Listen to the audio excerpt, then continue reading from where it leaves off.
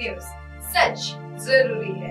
नमस्कार दर्शकों, आप देख रहे हैं MNS न्यूज टीवी पर। मैं हूं आपके साथ श्रद्धा तिवारी। तो आइए देखते हैं आज की खास खबर। अजित पवार ने झाड़ा पलड़ा, धनंजय मुंडे की कुर्सी पर मंडराया खतरा। बांग्लादेशियों के खिलाफ लगे बैनर, सूचना देने वाले के लिया रखा। प्रशासन ने हत्या की, महाकुंभ की भगदड़ पर भड़के संचलाव। तो आइए देखते हैं खबरें विस्तार से।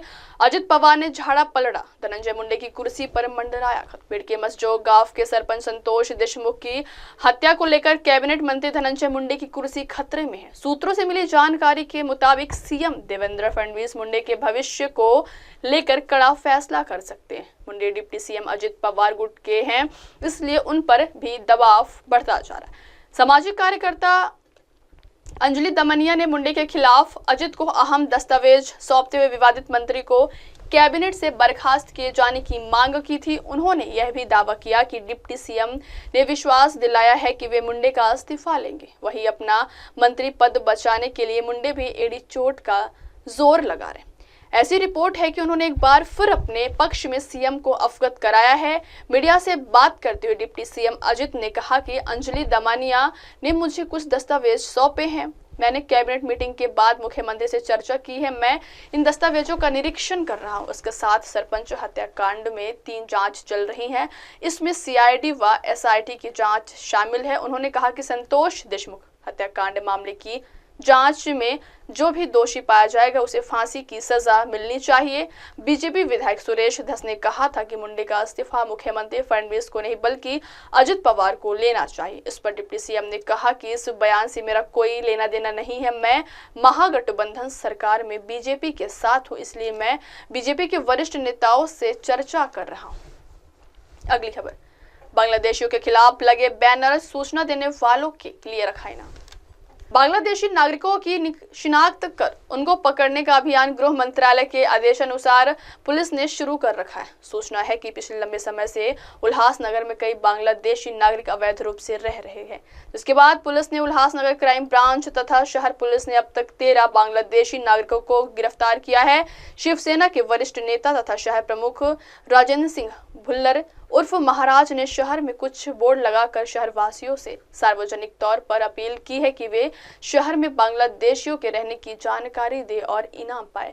भुल्लर महाराज द्वारा लगाया गया बोर्ड शहर में चर्चा का विषय बन गया है। उल्लासनगर शहर में कई बांग्लादेशी गुप्त रूप से रह रहे हैं। बांग्लादेशी के कारण कानून व्यवस्था की समस्या पैदा हो गई है। पुलिस के माध्यम से बांग्लादेशियों को पकड़ने का प्रयास किया जा रहा है। बांग्लादेशी को पकड़वाने पर संबंधित व्यक्ति को 1111 रुपए का इनाम देने की घोषणा की गई है। साथ ही भुल्लर महाराज ने दुकानदारों एवं व्यापारियों से भी अपील की है कि किसी भी व्यक्ति को नौकरी पर रखने से पहले उसकी जांच पड़ताल कर ले।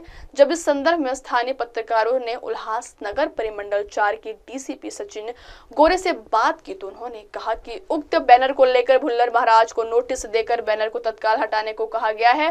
पुलिस बांग्लादेशियों को पकड़ने का काम कर रही है, लेकिन कानून व्यवस्था बिगाड़ने का अधिकार किसी को नहीं। अगली खबर, प्रशासन ने हत्या की, महाकुंभ की भगदड़ पर भड़के संचराव। महाकुंभ में देर रात मची भगदड़ ने योगी सरकार की व्यवस्था पर प्रश्न चिन्ह खड़ा कर दिया है। इस मामले में 10 लोगों से ज्यादा की मौत हो चुकी है और 50 से ज्यादा लोग घायल हो गए। महाकुंभ में हुई इस घटना को संजय राउत ने हत्या का करार दिया है। शिवसेना UBT सांसद संजय राउत ने बीजेपी की मार्केटिंग पर कहा, प्रयागराज में जो कुंभ चल रहा है उसमें भारी संख्या में लाखों लोग आ रहे हैं। बीजेपी के लोग करोड़ों की बात कर रहे हैं, ये मार्केटिंग है।